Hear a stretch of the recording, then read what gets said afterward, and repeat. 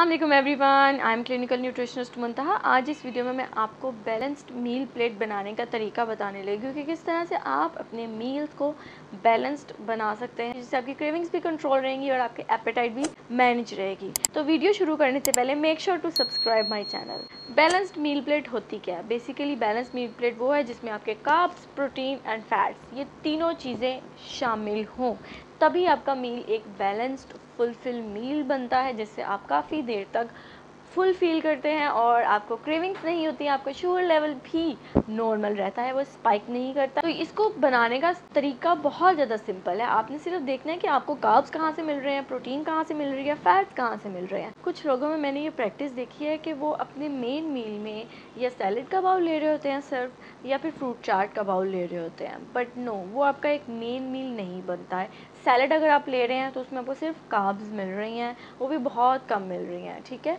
Fibre आपको मिल रहा है, डेफिनेटली मिल रहा है, लेकिन कार्ब्स का कंटेंट उसमें काफ़ी कम है। अब चलो, आपने सैलड में चिकन भी ऐड कर दिया तो आपको उसमें प्रोटीन भी मिल गई है, बट फैट्स आपको वहाँ से नहीं मिल रहा है। तो आपकी डाइट में फ़ैट भी मौजूद होना बहुत ज़रूरी है पोर्शन में रहते हुए, ठीक है। आपके मील में फ़ैट का इंक्लूड होना भी ज़रूरी है। और इसके अलावा अगर आप फ्रूट चाट ले रहे हैं अपने मेन मील में, तो उसमें सिर्फ और सिर्फ आपको फ्रूट्स मिल रहे हैं, कार्ब्स मिल रहे हैं, ना उसमें प्रोटीन है ना उसमें फैट्स हैं। थोड़ी देर बाद आपको दोबारा से भूख लगने लग जाएगी, काफ़ी देर तक फुलफिल फील नहीं करेंगे। सिर्फ एक चीज़ पे रहेंगे तो वो आपको जल्दी भूख लगवा देगी दोबारा से, वो आपको लंबे अरसे तक फुल फील नहीं करवाएगी, ठीक है, वो आपको जल्दी से भूख लगवाएगी। तो इसलिए मेक श्योर करना है कि जो आपका मील हो वो कॉम्बिनेशन ऑफ फूड्स हो, ताकि आपको काफ़ी देर तक फीलिंग ऑफ फुलनेस रहे। अब किस तरह से आप उसको बना सकते हैं? तो बेसिकली आपकी एक प्लेट होनी चाहिए, ठीक है, उसमें हाफ प्लेट आपकी क्या होनी चाहिए?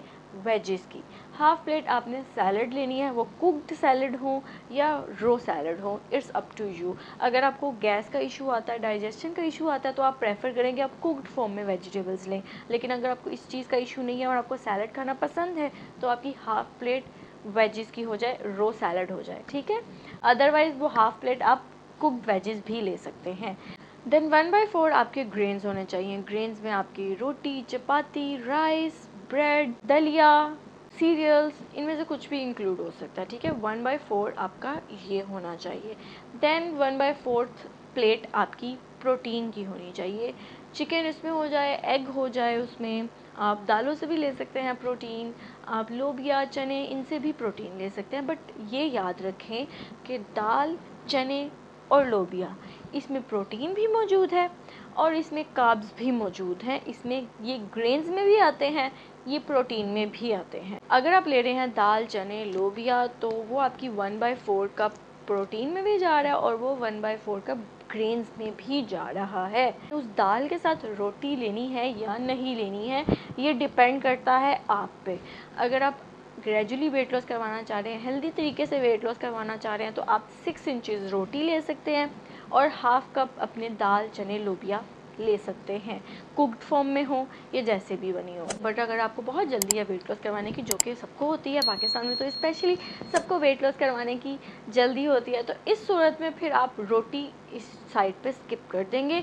दाल, चने, लोबिया के साथ फिर आप रोटी नहीं लेंगे, उसको आप सिर्फ चम्मच से खा सकते हैं और साथ में आप वेजेस ले सकते हैं। या तो आपके 3 पोर्शंस बन गए, half veggies, then 1/4 grains, 1/4 protein. अब फैट्स किधर गए? फैट्स को तो हमने इंक्लूड ही नहीं किया। तो बेसिकली वो जो कुकिंग में आप ऑयल यूज़ कर रहे थे, वो आपके फैट्स में इंक्लूड हो जाएगा। चना चाट लेना चाह रहे हैं तो उसमें आप फैट्स किस तरह से, ऑयल किस तरह से इंक्लूड कर सकते हैं? तो या तो आप ऑलिव ऑयल की 1 टीस्पून ऑलिव ऑयल की ड्रेसिंग कर सकते हैं, सैलड ड्रेसिंग कर सकते हैं, या फिर आप 6 नट्स उस सैलड के साथ ले सकते हैं। तो आपका एक मील तैयार हो जाएगा जिसमें फैट्स भी होंगे, प्रोटीन भी होगी, कार्ब्स भी होंगे। और यस, इस चना चाट में चने हमने ऐड किए हैं ना, तो हमें वहाँ से प्रोटीन भी मिल गई है, वहाँ से हमें ग्रीन की सर्विंग भी मिल गई है और वेजेस भी मिल गई हैं। तो ये हमारा प्रॉपर मील बन जाता है। ये आप पे डिपेंड करता है कि आप रोटी लेना चाह रहे हैं या चना चाट लेना चाह रहे हैं, it all depends on you. इसके अलावा आप चिकन सैलड भी ले सकते हैं, उसमें आपका चिकन आ जाएगी प्रोटीन का पार्ट, देन सैलड आ जाएगी, फिर उसमें आप बॉइल्ड कॉर्न्स भी ऐड कर सकते हैं, वो आपको कार्ब्स प्रोवाइड कर देंगे। देन उसमें आप सैलड ड्रेसिंग कर सकते हैं ऑलिव ऑयल के साथ, अदरवाइज आप नट्स का इस्तेमाल कर सकते हैं। तो ये भी आपका प्रॉपर मील बन गया और आपको ये खाने में भी टेस्टी होता है। तो it all depends on you कि आपकी क्या प्रायोरिटी है, आपको क्या ज़्यादा अच्छा लगता है। बस मेक श्योर करना है कि आपकी प्लेट सेट हो, half plate wages, 1/4 grains and 1/4 protein. जब आप इस तरह से चलेंगे ना हर मील में, मेन मील में इस तरह से चलेंगे ना, तो आपका वेट लॉस खुद ही से होने लग जाएगा।